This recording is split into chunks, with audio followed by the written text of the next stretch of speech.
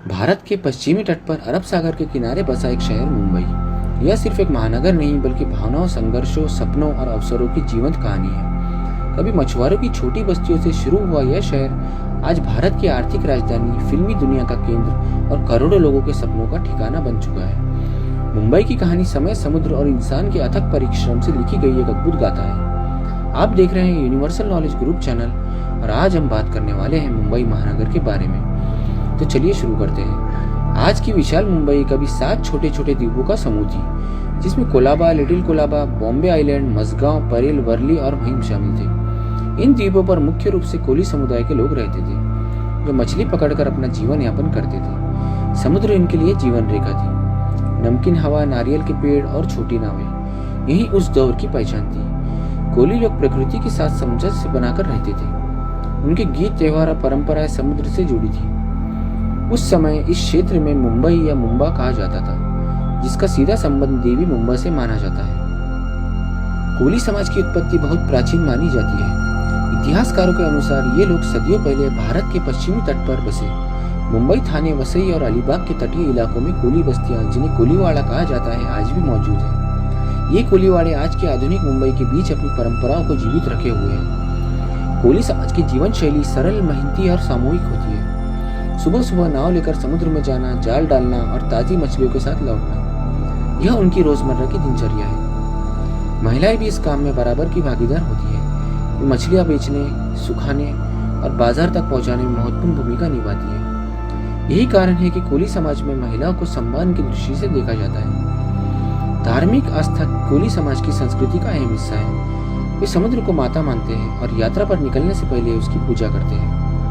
मुंबा देवी, एकवीरा देवी और वरुण देवी इनके प्रमुख आराध्य हैं। गणेश चतुर्थी और नारली पूर्णिमा के कोली समाज के प्रमुख त्योहार होते हैं। नारली पूर्णिमा के दिन समुद्र को नारियल अर्पित कर सुरक्षित मछली पकड़ने की प्रार्थना की जाती है। कोली समाज की वेशभूषा भी विशिष्ट होती है। पुरुष आमतौर पर धोती और टोपी पहनते हैं, जबकि महिलाएं खास किस्म की साड़ी। इनके लोकगीत, नृत्य और त्योहार समुद्र की लहरों जैसे जीवंती से भरे हैं।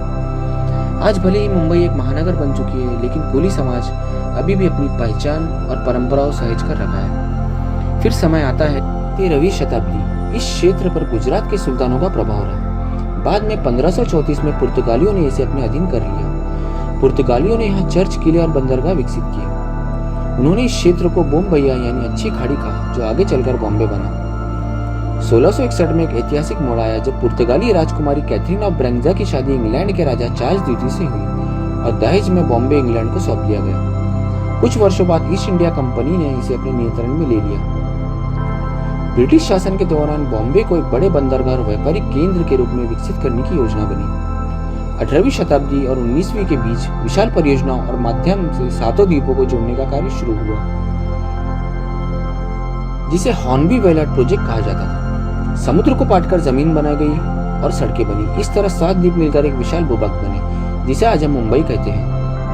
19वीं शताब्दी में कपड़ा मिलों की स्थापना ने बॉम्बे को औद्योगिक शहर बना दिया। कपास का व्यापार तेजी से बढ़ा, खासकर अमेरिकी गृह युद्ध के दौरान, जब भारतीय कपास की मांग अचानक बढ़ गई। रेलवे का आगमन भी एक बड़ा परिवर्तन था। 1853 में भारत की पहली रेलगाड़ी बॉम्बे से थाने के बीच चली। इससे व्यापार, आगमन और रोजगार के नए अवसर पैदा हुए। दूर दराज के लोग रोजगार की तलाश में बॉम्बे आने लगे। बॉम्बे केवल व्यापार का केंद्र ही नहीं रहा, बल्कि सामाजिक और राजनीतिक आंदोलन की धरती भी बन गई। यहाँ से कई समाज सुधारक आंदोलन ने जन्म लिया। दादा भाई नौरोजी, गोपाल कृष्ण गोखले, लोकमान्य तिलक जैसे नेताओं ने यहीं से स्वतंत्रता की अलग जगाई। 1915 के बाद महात्मा गांधी भी बॉम्बे आए और यहाँ से असहयोग आंदोलन, स्वदेशी आंदोलन जैसे प्रयासों को गति मिली। 1942 का भारत छोड़ो आंदोलन भी मुंबई से ही शुरू हुआ, जिसने ब्रिटिश शासन की नींव हिला दी। 1947 में भारत स्वतंत्र हुआ। बॉम्बे अब स्वतंत्र देश का प्रमुख शहर बना है। 1960 में भाषाई आधार पर महाराष्ट्र राज्य गठन हुआ और बॉम्बे उसकी राजधानी बना। इसी समय शहर का नाम बदलकर मुंबई रख दिया गया, जिसे इसकी स्थानीय पहचान और मजबूती मिली है। मुंबई को माया नगरी यूं ही नहीं कहा जाता। हिंदी फिल्म उद्योग, बॉलीवुड यही फला फूला। दादा साहेब फाल्के से लेकर आज के सुपरस्टार तक अनगिनत कलाकारों की किस्मत इसी शहर ने बनाई है। हर दिन सैकड़ों लोग अभिनेता, लेखक, निर्देशक बनने का सपना लेकर मुंबई आते हैं। कुछ सफल होते हैं तो कुछ संघर्ष में खो जाते हैं, लेकिन सपने देखना यहाँ कभी बंद नहीं होता। मुंबई विराधाभासों का शहर है। एक और आलीशान गगनचुंबी इमारतें और दूसरी ओर एशिया की सबसे बड़ी झुग्गी बस्ती धारावी। यहाँ अमीर और गरीब दोनों कंधे से कंधा मिलाकर चलते हैं। धारावी जैसे इलाके मेहनत और आत्मनिर्भरता की मिसाल है, जहाँ छोटे छोटे उद्योग करोड़ों का कारोबार करते हैं। यह दिखाता है कि मुंबई केवल दिखावे का नहीं बल्कि काम का शहर है। मुंबई में मानसून सिर्फ मौसम नहीं, एक एहसास है। जैसे ही पहली बारिश होती है पूरा शहर